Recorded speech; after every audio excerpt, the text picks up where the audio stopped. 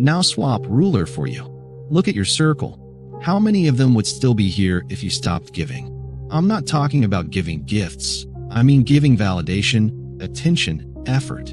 If the answer makes you uneasy, good. That discomfort is the sound of your mind waking up. And by the end of this video, you're going to see why removing the need to please isn't just a personal upgrade. It's a complete rewiring of your position in every social game you're in.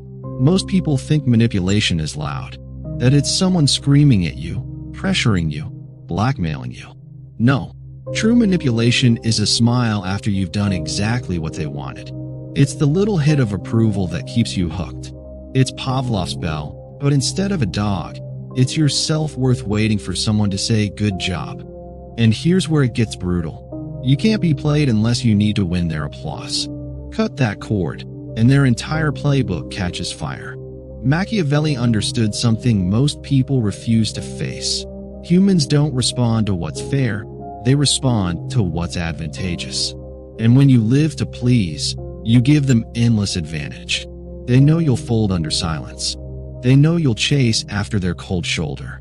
They know they can control you without lifting a finger, because you'll do all the heavy lifting yourself, just to feel liked again. Here's where the game turns. Stop needing it. Watch how quickly the dynamic flips. Suddenly, their usual moves don't work. They try to guilt you, you shrug. They try to withdraw affection, you don't notice.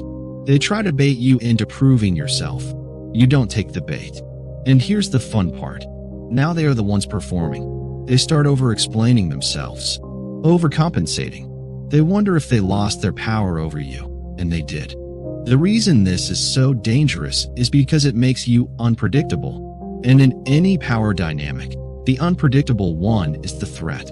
They can't prepare for you because they don't know what you'll do. And when they don't know what you'll do, they can't control you. Machiavelli wrote that it's better to be feared than loved if you can't be both. And in this case, it's not fear of harm. It's fear of losing their place in your life. Now here's something you might not like. If you've been living to please, you've trained people to expect your compliance. The moment you stop, they'll push back, hard. They'll call you selfish, cold, arrogant. But that's not what they mean. What they mean is you're no longer easy to control, and that scares me. Once you understand that, those insults stop feeling like wounds and start feeling like progress markers. And right here, 40% into this conversation, I need to tell you something blunt. If you've been nodding along, if you've been thinking, I need to do this, you're already in the minority. Most people will hear this and still keep chasing approval, still play the same losing game. But you're here, which means you value your mental freedom more than your comfort zone. So don't treat this channel like background noise. Lock in, subscribe, turn the bell on, because the moment you start applying this, the people in your life will fight to keep you in your old box. And you'll need every edge I'm giving you to stay out of it. Let's go deeper. When you kill the need to please, you don't become cruel. You become precise. Your yes becomes rare and therefore valuable. Your time becomes something people have to earn, not something they can assume. And that alone will filter your circle faster than any confrontation. The desperate will vanish. The manipulative will get frustrated. The secure will stay. You won't have to push anyone away. Your detachment will do it for you. And here's where a bit of dark humor comes in. Because watching a manipulator lose control over you is like watching someone try to plug in a charger that no longer fits. They keep twisting, pushing, angling, getting more annoyed, until finally, they realize it's not broken, it's just not theirs anymore. But the real reason you win in this game is silence. Machiavelli knew that perception drives power. When you explain less, people imagine more. And their imagination will often make you larger, colder, stronger than you really are. They'll respect boundaries they can't see. They'll fear motives they can't predict. And the best part? You don't have to lift a finger to create that effect. You just stop explaining yourself to people who haven't earned the right to understand you. The longer you play this way, the more you notice the shift. You're no longer in their orbit, they're in yours. And it's not because you forced them there.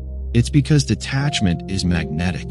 People crave what they can't have, and when you stop giving freely, they can't have you. And just like that, you flip the script from being the one who wants to being the one who is wanted. Here's your final twist. When you stop performing for approval, you unlock a rare kind of power, the power to choose without fear. No decision is filtered through will they like me? No action is slowed down by will they be mad? You become the ruler Machiavelli wrote about, measured not by the comfort of your people, but by the strength of your position. And strength is what makes peace possible.